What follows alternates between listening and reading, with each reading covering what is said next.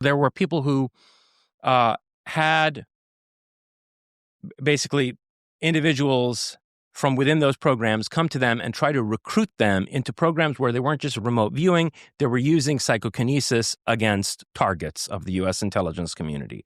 And some people refused to get involved in that program.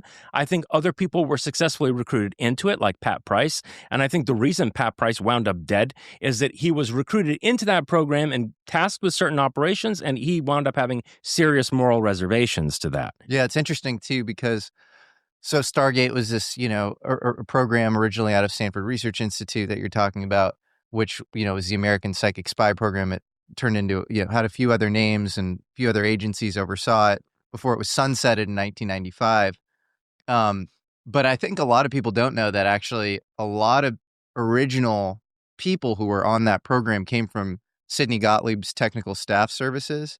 And so that guy, Sidney Gottlieb's, quote unquote, poisoner in chief, is sort of, the American Joseph Mengele, if you will. He was doing everything to confer a tactical advantage on behalf of the U.S. on pretty much all vectors of spooky science, and would kind of, lie, cheat, and steal in order to do that. And I think he ended up dying with his wife at a leper colony, presumably maybe to, make amends for his horrible deeds during his life or something. But, that connection, I think, is not super well known, that maybe it wasn't just this, maybe there were deeper black elements to this, program.